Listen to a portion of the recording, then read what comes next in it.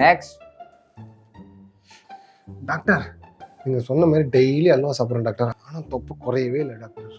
யோ உன்னை அல்வா சாப்பிட சொல்லலையா, அளவா சாப்பிட சொன்ன. அளவாவா? அல்வா இல்லையா? நீ சாப்பிட்ட அல்வா என்னென்ன பண்ணி தொலைஞ்சிருக்கோ. பக்கத்துல வா. ரொம்ப வீக்கா இருக்கியா?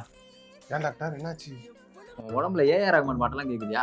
டாக்டர் சத்தஸ்கோப்பை காதுல வைக்காம ஹெட்போனை காதுல வச்சுட்டு.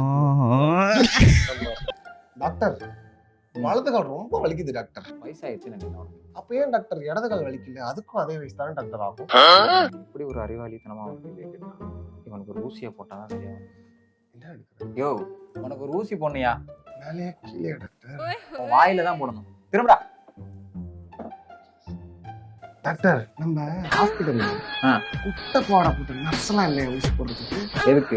ரூபா கைனை கீழே போட்டு அவங்க எடுக்கும்போது குனிஞ்சு பார்க்கலாம் சரியா? உனக்கு அவ்வளவுதான். திரும்பியா வாயா பேசுற. பின்னாடி குத்துற குத்துற முன்னாடி வரணும்டா வெளியே. யோ படியா. அதான் போட்டீங்களே டாக்டர், அப்புறம் எதுக்கு படுக்க சொல்றீங்க? யோ ஒரு ஸ்கேன் எடுக்கணும்யா. மல்லாக்கு படுக்கட்டுமா குப்பரை படுக்கட்டுமா? ஏண்டா டேய் எனக்குன்னே வருவீங்களாடா? யோ படியா. டாக்டர் நீங்க அவுக்குறீங்களா நான் அவுக்கட்டுமா? ஐயோ மேலே ஏறி படியா. தாங்குவீங்களா டாக்டர்? நீ வேற எங்கேயோ போயிருக்கணும்னு நினைக்கிறேன், மாத்தி இங்க வந்துட்ட. படியா. யோ எங்க ஏற? அங்கிட்டு போய் நீங்க அங்கிட்டு போய் தானே டாக்டர் படுக்க சொன்னீங்க. அங்கிட்டு போய் படியா. இப்ப படு. ஒரு ஸ்கேன் பண்ணா எல்லாம் சரியாயிடும். ஏன் டாக்டர் காலைல தான் ஊசி போட்டமே, அப்புறம் எதுக்கு டாக்டர் ஸ்கேனு? நான் போட்ட ஊசியை காணோங்கிறதுக்கு தான் இந்த ஸ்கேனு.